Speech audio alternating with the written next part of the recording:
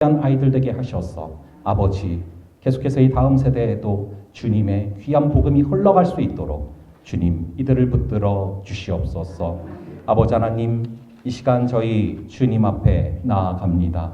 아버지 하나님, 우리를 불쌍히 여기셔서 온전히 한 분 한 분 빠짐없이 주의 말씀이 성령의 도우심으로 말미암아 심령에 새겨지는 역사를 허락하여 주시옵소서. 아버지 하나님께서 우리를 붙들어 주사 성령 하나님의 도우심으로 말미암아 우리가 우리의 힘과 능이 아니요 주님 주시는 힘으로 말씀 가운데 나아갈 수 있도록 우리를 붙들어 주시옵소서. 주님께서 함께하여 주실 줄을 믿사오며 이 모든 말씀 우리 주 예수 그리스도의 이름으로 기도합니다. 아멘. 여러분, 이전에 이 유행했던 그런 드라마 가운데 사랑과 전쟁이라는 제목의 드라마가 있습니다. 이 PD가 제작 의도를 설명하면서 이렇게 말을 했습니다.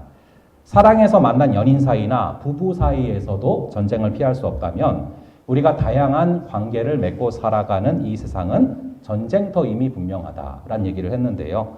뭐 좀 지나치다 싶은 생각도 들지만 또 부인할 수도 없죠.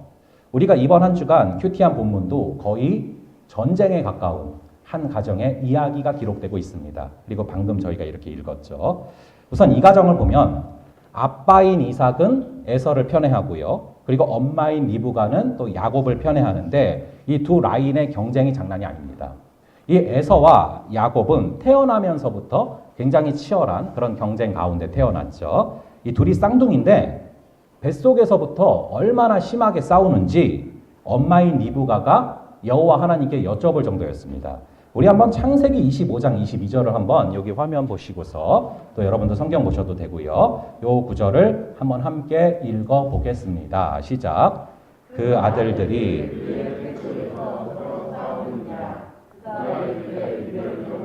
내가 어찌할꼬 하고 가서 여호와께 묻자온대. 자, 이렇게 점잖게 번역되어 있지만 실제로 히브리어 원어를 살펴보시면 이렇게 괴로워서야 내가 어떻게 견디겠는가라고 써져 있고요. 일부 번역본들은 이럴 거면 내가 어쩌자고 임신을 했는가라고 아주 강하게 말을 하고 있는 것으로 번역합니다. 대체 얼마나 다퉜길래 그 안에서 얼마나 다퉜길래 이렇게까지 얘기를 할까요? 이 엄마 모태는 여러분들이 아시는 것처럼 굉장히 한정된 공간입니다. 여러분, 뱃속에 있는 애들이 크기가 장난이 아니에요. 그래서 평균 키로로 태어나도 3.0kg 혹은 3.5kg로 태어나도 딱 그 애가 나오는 걸 봤을 때 아니 어떻게 이렇게 큰 애가 들어가 있었지? 이런 생각이 들 만큼 생각보다 애들이 나왔을 때 크거든요. 그러니까 엄마 배는 애들한테 상당히 작은 공간이라는 것입니다. 저는요, 날 때 4.9kg로 태어났고요. 그리고 저희 어머니가 저를 임신하셨을 때가 40kg셨습니다. 그러니까 이것은 10분의 1도 아니고 9분의 1 정도죠. 게다가 저는 태어나자마자 구렛나루가 있었을 정도로 굉장히 크게 태어났거든요. 그러니까 그 작은 공간에서 나오려다 보니까 진통이 시작되시고 나서도 거의 하루가 넘게 돼서 사실 병원에서 돌아가실 뻔했다는 얘기까지 들었습니다. 근데 지금 생각해보면 저도 나오느라 힘들었을 것 같아요. 그래서 이제 이 임산부들을 보면요, 이렇게 배 안에 아기들이 막 들어가 있는데 발로 막 이렇게 치지 않습니까? 그럼 엄마 아빠는 되게 막 귀여워하잖아요. 아이고 우리 아기가 발차기 하네. 근데 사실 안에서 답답해서 그런 겁니다. 그런데 그런 배 안에 둘이나 지금 들어가 있다는 것이죠. 그러니까 공간을 놓고서 서로 싸우지 않을 수가 없는 것입니다. 이 쌍둥이가 들어가 있는 모태를 초음파로 관찰을 해보면은 모태로부터 양분과 관심과 공간을 확보하기 위해서 치열한 공간 전쟁을 벌인다고 얘기를 하더라고요. 그래서 일부 정신의학자들은 이게 단순히 영양과 공간 확보뿐만 아니라 부모의 관심을 끄는 거다라고까지 해석을 합니다. 자, 그렇게 싸우다가 드디어 10개월 만에 이 야곱과 에서가 어머니의 자궁에서 나갈 그 타이밍이 왔어요. 그럼 당연히 10개월 동안 싸운 애들이 서로 먼저 나가려고 다투지 않겠습니까? 이것은 태어날 때부터 뭔가 치열한 경쟁 구도였다는 것입니다. 게다가 나오고 나서도 이 구도를 더 악화시킨 건 바로 부모들의 편애였습니다. 이삭은 에서를 편애했고요. 리브가는 그럴수록 또 야곱에게 마음이 가는 거죠. 그래서 오늘 본문에 보면 겉으로는 믿음이 굉장히 좋아 보였던 가정인데 속으로 들어가 보니까 참 전쟁과도 같은 그런 모습들이 기록되고 있는 것이죠. 사실 오늘 본문을 보면 이삭도 그렇고 참 이 리브가도 그렇고 그리고 에서도 그렇고 야곱도 그렇고 아니 어떻게 이런 모습을 보일 수 있지? 이런 생각이 들죠. 그래서 지난 금요일 날 저 이제 고학년들 데리고 큐티 교육을 하는데요. 애들이 이걸 설명해 줬더니 딱 그 얘기를 하더라고요. 이거 막장 드라마 아니에요? 애들이 딱 그 얘기를 했는데 애들이 정확히 표현했다 그런 생각이 들어요. 그러니까 내 족장에 속하는 이삭의 믿음의 수준이 여러분 이 정도인 거예요. 근데 그래서 우리에게도 희망이 있는 줄로 믿습니다. 이삭도 이 정도였으니까 우리도 해볼 만한 거고 다시 일어설 수 있는 것이죠. 저희 한번 오늘 본문 1절과 2절 이 두 구절 오늘 본문 1절과 2절 이 두 구절을 한번 함께 읽어보겠습니다. 시작. 이삭이 나이가 많아 에서를 불러 이르되 내 아들아 하매 그가 이르되 내가 여기 있나이다 하니 이삭이 이르되 내가 이제 늙어 어느 날 죽을는지 알지 못하니. 자, 이삭이 나이가 많아져서 눈이 어두워졌다라고 써져 있죠. 이 성경에서 눈이 어두워졌다라는 것은 단순히 시력이 약해졌다라는 표현뿐만 아니라 영적 분별력이 무뎌졌다라는 뜻을 내포하고 있습니다. 그래서 이 사무엘상에 보면 엘리 제사장 역시 똑같이 나이가 들면서 눈이 어두워졌다라는 표현을 쓰는데 영적 분별력이 무뎌지면서 자녀들인 홈리와 비느하스까지 비극적 상황에 처하죠. 이걸 보면서 우리가 나이가 든다고 또 세월이 흘러간다고 저절로 믿음이 좋아지는 것은 아니다라는 것을 바라보게 돼요. 그러면은 뭘 근거로 이삭의 영적인 판단력이 흐려졌다라고 말을 할 수 있는가? 이 첫째인 에서를 지금 굳이 믿음의 장자로 세우려고 하고 있다는 것이죠. 이 생각은 자기 생각입니까? 하나님 생각입니까? 이삭 자기 생각이죠. 하나님은 분명히 둘째인 이삭을 통해서 믿음의 계보를 이을 거다라고 미리 말씀을 하셨죠. 저희 한번 창세기 25장 23절 이 화면과 또 여러분들 성경으로 자유롭게 보시면 되겠어요. 이 말씀을 한번 함께 읽어보겠습니다. 시작. 여호와께서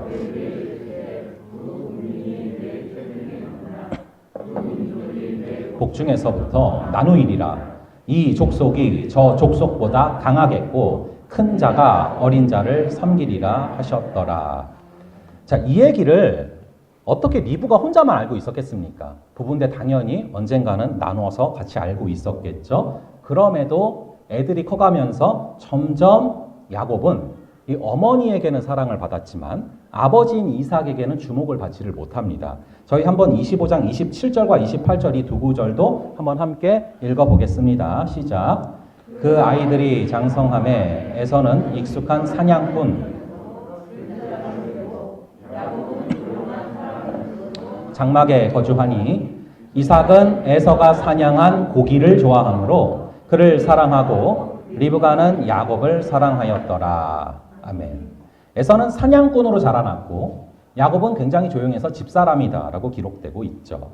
에서와 야곱은 쌍둥이지만 완전히 다른 캐릭터입니다. 에서는 당대의 용사예요. 완전히 들사냥꾼이죠. 그러니까 나갔다가 빈손으로 돌아오는 적이 없습니다. 곰을 만나면 곰을 잡아오고 늑대를 만나면 늑대를 잡아오는 거죠. 그래서 아버지 이삭의 마음에 너무나 흡족했던 그런 첫째 아들이에요. 근데 이 쌍둥이 동생 야곱은 전혀 달라요. 그래서 이제 전에 성경 보면 집사람이다라고 돼 있잖아요. 늑대는커녕 이제 집에 있다가 맨날 집에 있는데 뭐 바퀴벌레 한 마리만 봐도 무서워하는 그런 캐릭터예요. 집에서 엄마 치마폭에 쌓여 있는 그런 사람이 야곱이거든요. 그래서 아빠인 이삭이 볼 때는 저게 사람 구실을 하겠나 싶은 마음들이 계속 드는 것입니다.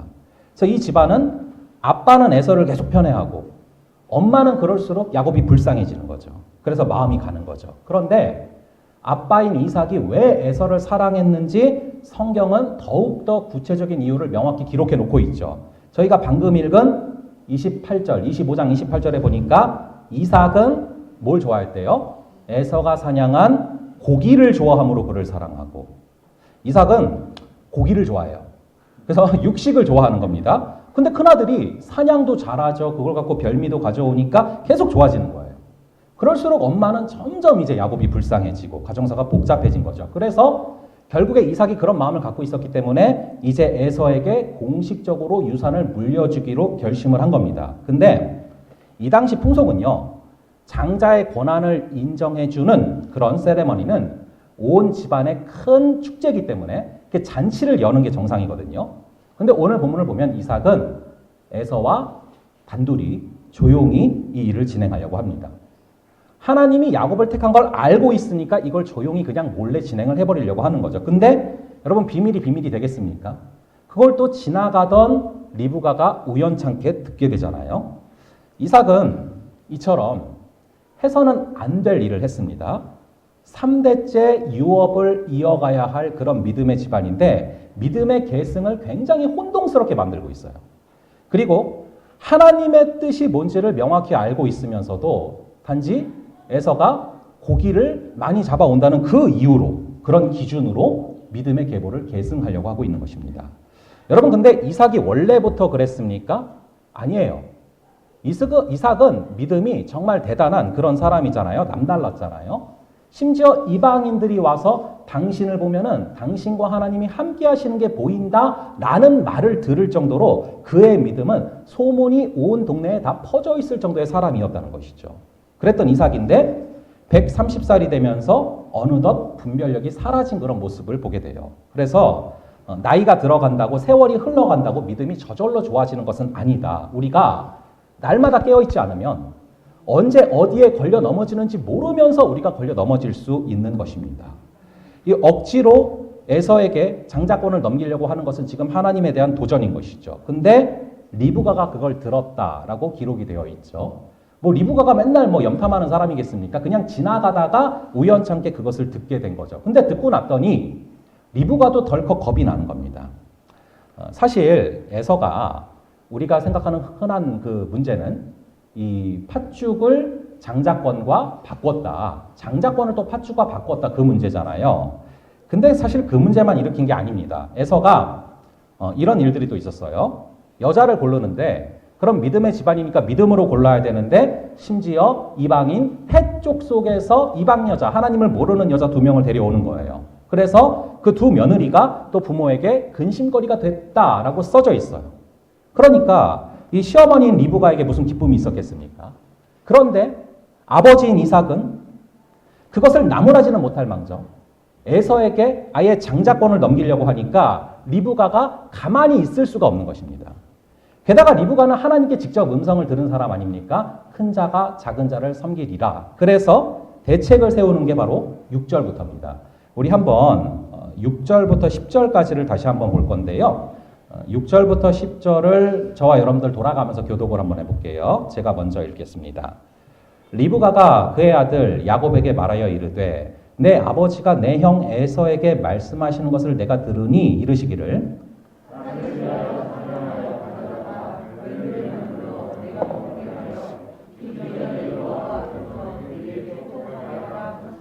그런즉 내 아들아 내 말을 따라 내가 내게 명하는 대로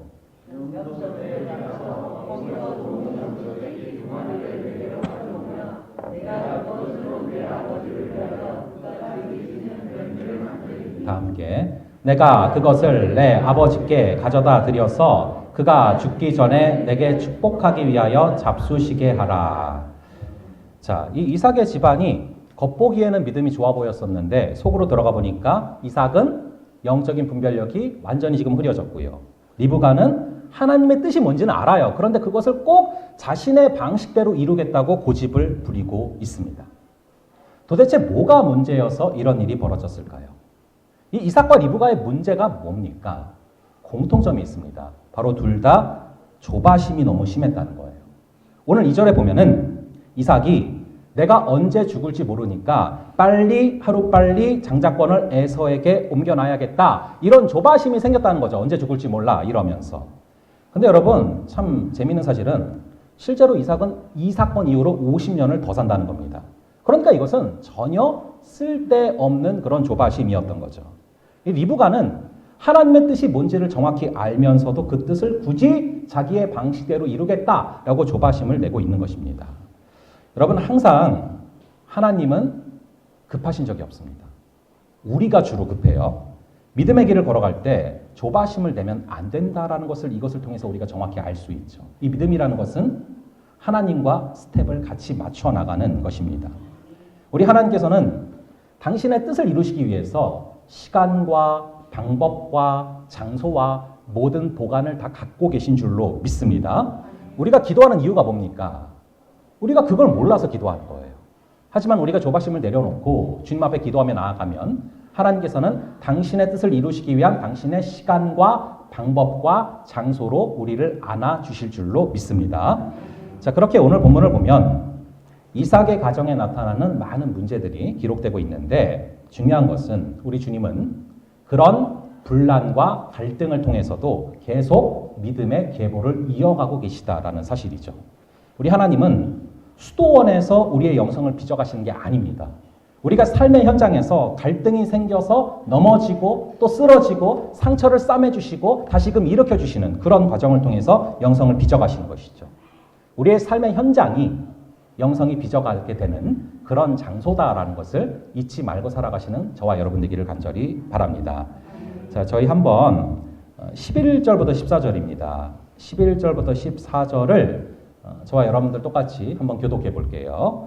오늘 본문이고요. 제가 먼저 읽겠습니다. 야곱이 그 어머니 리브가에게 이르되 내 형 에서는 털이 많은 사람이요 나는 매끈매끈한 사람인즉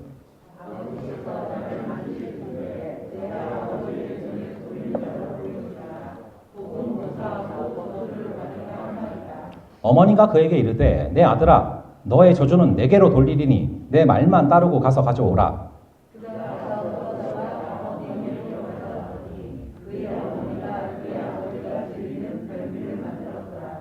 예, 리브가가 좀 무시무시하죠. 이 리브가가 기질적으로 담즙질에 해당되는 그런 여성인데요. 담력도 세고요. 저주는 내가 받을게 너는 가서 아빠 속여. 예, 이런 대단한 엄마죠. 최초의 치맛바람. 사실 또 엄마가 시킨다고 그대로 하는 야곱도 좀 문제가 있어요. 왜냐하면 야곱이 여러분 이 본문에서 뭐 10살, 20살이 아니에요. 최소 60대가 넘었거든요. 60살에서 70살이거든요. 지금 답이 없는 상황이에요. 계속. 저희 15절부터 19절도 한번 볼게요. 15절부터 19절을 볼 건데 똑같이 교독하겠습니다. 제가 먼저 볼게요. 리브가가 집안 자기에게 있는 그의 맏아들 에서의 좋은 의복을 가져다가 그의 작은 아들 야곱에게 입히고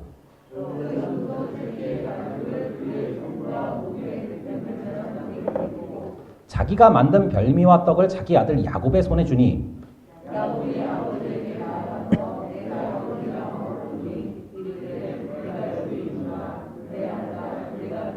다 함께 야곱이 아버지에게 대답하되 나는 아버지의 맏아들 에서로소이다.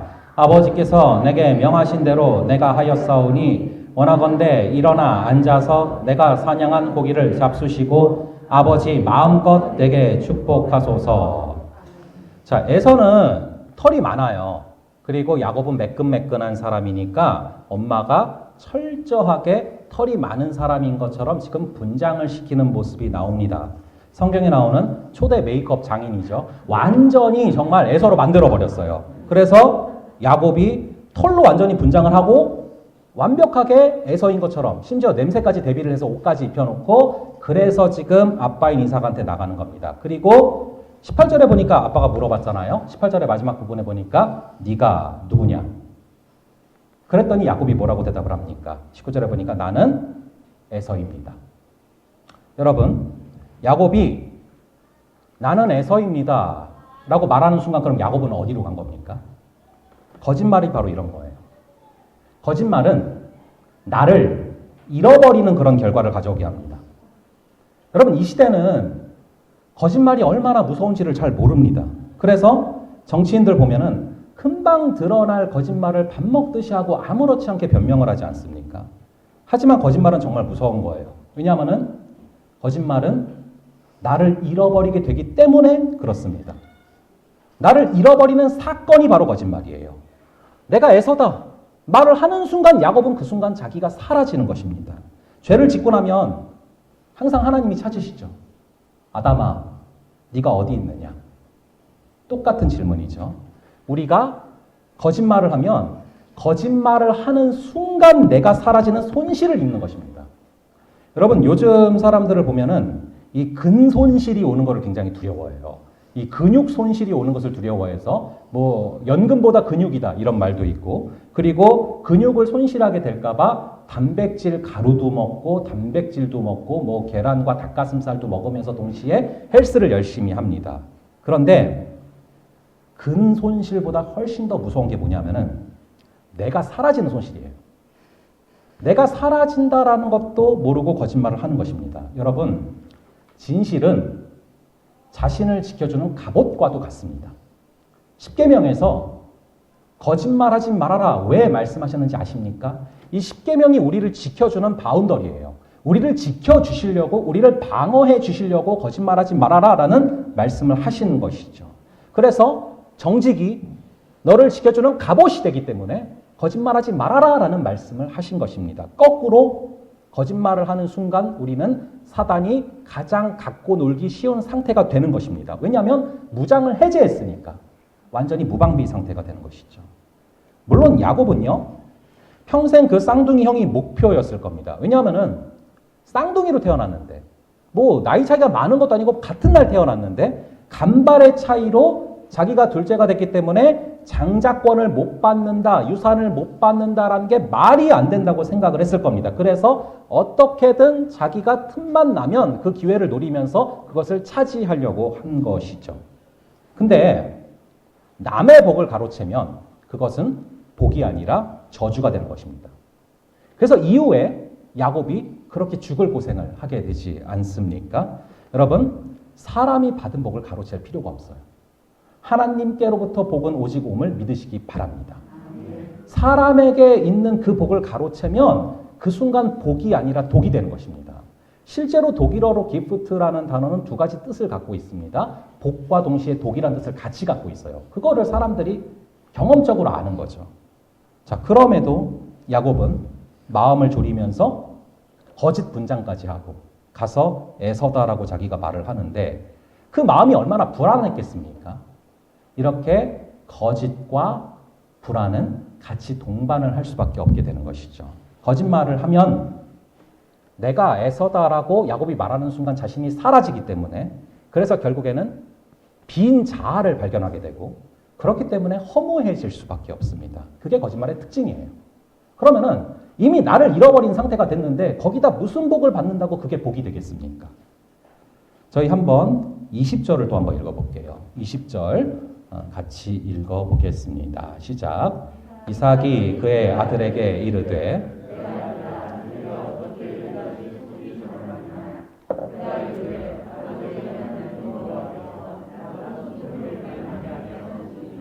자, 이제는 하나님의 이름을 빌어서 거짓말을 하고 있어요. 그리고 마지막 단계까지 갑니다. 24절도 함께 볼까요? 24절 함께 읽어보겠습니다. 이삭이 이르되 네가 참 내 아들 에서냐? 그가 대답하되 그러하니이다.